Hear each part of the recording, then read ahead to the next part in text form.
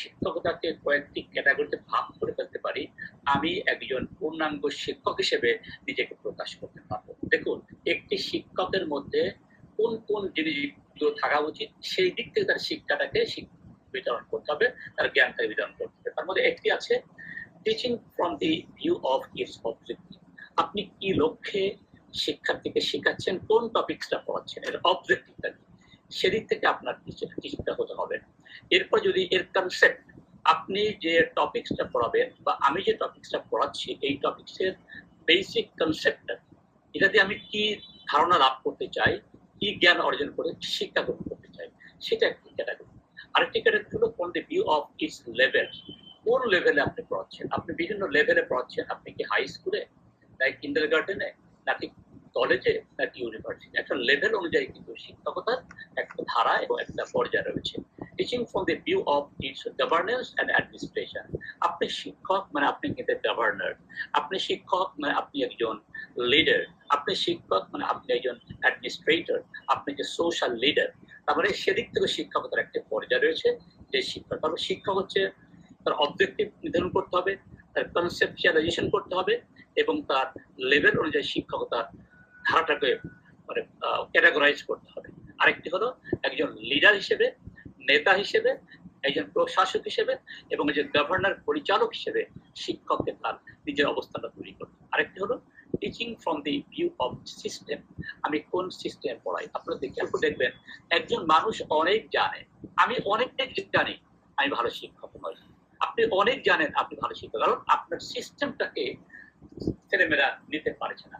শিক্ষকতার সব থেকে আর্ট হলো শিক্ষকতার মধ্যে শিক্ষার্থীদের সাথে সম্পর্ক তৈরি করে একটি আনন্দ ঘন পরিবেশ তৈরি করা এবং সৃজনশীলতা ওদেরকে ওদেরকে আবদ্ধ করা। আপনারা জানেন যে বর্তমানে এই শিক্ষকের অ্যারিস্টটল একটা কথা বলেছেন। অ্যারিস্টটল বলেছেন, I don't teach, rather I teach how to create something. আমি শিখাই না, আমি কোনো শিখাই না, আমি বরং শিখাই কোনটি কি করে সৃষ্টি করতে হয়। সৃষ্টিশীলতাকে উনি শিখান। উনি এমন একটা পরিবেশ তৈরি করে দিতে বলছেন যেই পরিবেশে শিক্ষার্থী যেন শিখতে পারে। তাহলে আমরা এই কয়টা দিকে আমরা খেয়াল করবো। টিচিং ফ্রম দি অবজেক্টিভ এখানে খেয়াল করুন।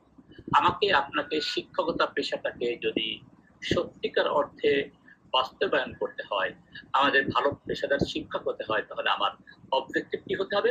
আমার কগনিটিভ লার্নিং, তার মানে আমার সন্তানের বা আমার শিক্ষার্থীদের, আমার ছেলে মেয়েদেরকে তাদের মানসিক বিকাশটা হচ্ছে কিনা, বৌদ্ধিক বিকাশটা হচ্ছে কিনা, ইন্টেলেকচুয়াল বিকাশটা হচ্ছে কিনা, সেটা আমাদের লক্ষ্য অর্জন করতে হবে। ইফেক্টিভ টিচিংটা, আমার শিক্ষাটা কি আমার ছেলেমেয়েরা বুঝতেছে, নাকি আমার গদ বাঁধা গাইড বুক দিয়ে আমি লেখাপড়া করেছি। তো কলেজে যখন আমরা পড়াবো তখন আমার শিক্ষাটা যেন ইফেক্টিভ হয়, যেই শিক্ষাটা দেওয়ার পরে যেন শিক্ষার্থী বুঝতে পারে এবং সে আপনার মতো করে একটি লেকচার সে দাঁড় করতে পারে, তার বোধগম্যতা প্রকাশ করতে পারে, সেটা কিন্তু ইফেক্টিভ টিচিং। অ্যাকশন লার্নিং, আমি যদি আধা ঘন্টার ক্লাস নেই তাহলে আমাকে বেছে নিতে হবে 10 মিনিট কমপক্ষে আপনাকে অ্যাকশন করতে হবে, আপনাকে ইন্টারঅ্যাকশন, তাহলে কিন্তু আমার টিচিংটা একটা অবজেক্টিভে রূপান্তর করা। তার মানে আমার টিচিংটা ভাগ হবে কি হবে, আমি বাচ্চাদের কগনিটিভ লার্নিংটা ডেভেলপ করব, আমার টিচিংটাকে ইফেক্টিভ করে তার মনের মধ্যে আমি বিদ্ধ করে দিব, এবং আরেকটি হলো আমার কাজের মধ্য দিয়ে, ইন্টারঅ্যাকশনের মধ্য দিয়ে আমি আমার শিক্ষাটাকে করতে পারবো। এরপর হচ্ছে teaching from the view of its concept. এই কনসেপ্টের জায়গায় আমরা খেয়াল করি, আমরা কিন্তু কি করি, আমরা ক্লাসে গিয়ে সাধারণত কলেজে যে কাজটা আমরা করতে ক্লাসে গিয়ে করি, আমরা একটা বই ভূগোল দেখাতেও নিয়ে যাই, অথবা আমি কোনো একটা খাতা নিয়ে যাই, অথবা আমি কিছু না নিয়েই আমি গড় গড় করে একটা লেকচার দিয়ে চলে আসি। কিন্তু না, হ্যাঁ আপনার লেকচার প্রয়োজন আছে, আমরা নিশ্চয় জানি হয়তো। আমরা যেখানে ছিলাম যে আমরা সবসময় কি করি, আমরা ক্লাসে গিয়ে বক্তব্য দেই, আমরা লেকচার দেই।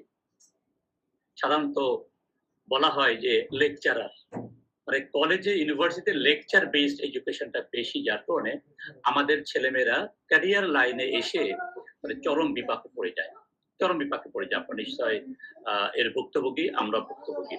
আমাদের সময়ে লেখাপড়াতে কোনো অ্যাকশন বেসড লেখাপড়া ছিল না, শুধু টিচার আসতেন, 2টা শীট নিয়ে আসতেন, এনে বোর্ডে লিখে আমাদেরকে শেখাতেন।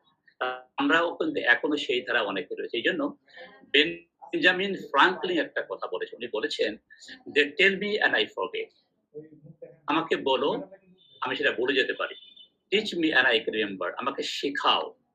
বিভিন্ন ভঙ্গিতে, বিভিন্ন পদ্ধতিতে আমাকে শেখাও। I may remember. Involve me, I can learn. তার মানে আমাকে যুক্ত করো। মানে শিক্ষক যদি শিক্ষার্থীকে যুক্ত করে, তাহলে কিন্তু সেই শিক্ষাটা হয় প্রকৃত শিক্ষা। তার মানে শুধু লেকচার দিলে আমরা ভুলে যাই। আমাকে শেখাতে গেলে বিভিন্ন ভঙ্গিতে আমি কিছুটা মনে রাখতে পারি। যদি আমাকে ইনভলভ করা হয়, তাহলে কিন্তু আমি সেটা আজীবন শিখতে পারি, সেটা শিক্ষা। তার মানে আমার নলেজের যে উদ্দেশ্য, আমরা জ্ঞান বিতরণ করছি, আমরা নিজের আলোকে আলোকিত করার জন্য আরেকজনকে দিচ্ছি। তা কিভাবে দিচ্ছি? That has to be practically given with the action.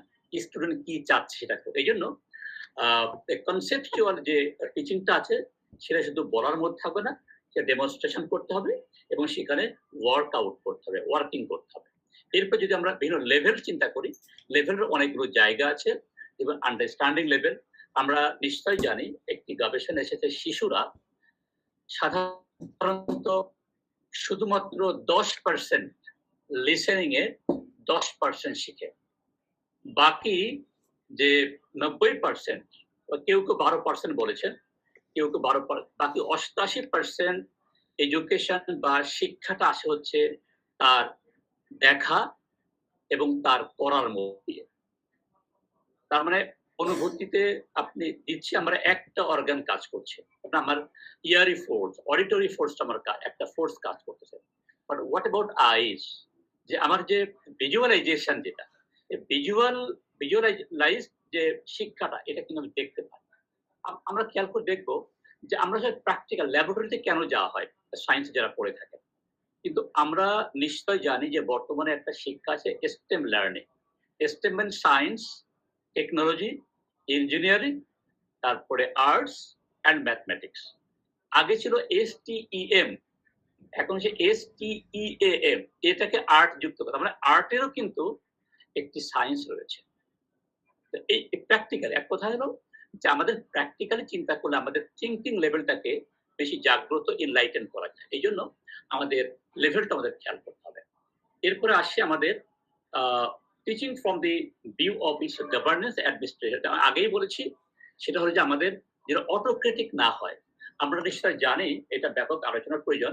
3টি ধারা আছে শিক্ষা। একটা হচ্ছে যে পেডাগজি, একটা হচ্ছে অ্যান্ড্রাগজি, একটা হিউটাগজি। এই 3টা শিক্ষা দর্শন আছে। গজি মানে বিদ্যা, সায়েন্স। এই 3টা শিক্ষার শিক্ষকতার 3টা সায়েন্স আছে। একটা পেডাগজি মানে পেডাগজি, তারপরে অ্যান্ড্রাগজি, হিউটাগজি। এই বর্তমানে কিন্তু এই হিউটাগজি, এই শিক্ষকতারাই কিন্তু সবচেয়ে গ্রহণযোগ্য এবং অ্যাকসেপ্টেবল বর্তমানে। শুধু অটোক্রেট, শিক্ষক কখনো অটোক্রেটেড হবে না, ডিকটেটর হবে না। শিক্ষক কখনোই কোনোভাবেই যেন নিজের নিজের মানে শিক্ষাটাকে চাপিয়ে না দেয়। বড় শিক্ষক সবসময়ের জন্য হবে লিবারেল এবং ইন্টারঅ্যাক্টিভ এবং কোঅপারেটিভ, কোলাবোরেটিভ। শিক্ষক is not the teacher itself. Teacher is the educator, teacher is the facilitator, teacher is the philosopher, teacher is the actor. আমাকে অ্যাক্ট করতে হবে, আমাকে কনসেপ্ট বের করতে হবে, আমাকে ডেমনস্ট্রেট করে আমাকে বোঝাতে হবে এটা শিখলে এটা হয়, এর ফলাফলটা এমন আসতে পারে। তারপরে আমরা যদি সিস্টেমের দিকে যাই, কিছু ফর্মাল সিস্টেম আছে, ইনফর্মাল সিস্টেম আছে, নন ফর্মাল আছে। ফর্মালটা হচ্ছে কর্তৃপক্ষ আপনাকে একটা রুটিন দিয়েছে, আপনি রুটিন অনুযায়ী ক্লাসে যাচ্ছেন, আসছেন, ফর্মাল। ইনফর্মালের মধ্যে আপনার এই শিক্ষাটাকে বেশি ফলপ্রসূ করতে গিয়ে আপনার কিছু ইনফর্মাল অ্যাক্টিভিটিস আপনাকে করতে হবে, বা ইনফর্মালটা ফর্মাল ওয়েতে করতে হবে। আপনি সুন্দর বেশভূষাতে যাবেন, আপনি আর্টিস্টিক ওয়েতে কথা বলবেন, আর্টিস্টিক ওয়েতে আপনি আপনার বাচ্চাদের সামনে রোল প্লে করবেন, রোল মডেল, আপনার নিজস্ব কোয়ালিটি আপনাকে সেখানে আনতে হবে। আবার নন ফর্মাল এডুকেশনের মধ্যেও কিন্তু এডুকেশন রয়েছে, যেখানে অর্গানাইজ হতে হবে on the basis of different objectives but there is no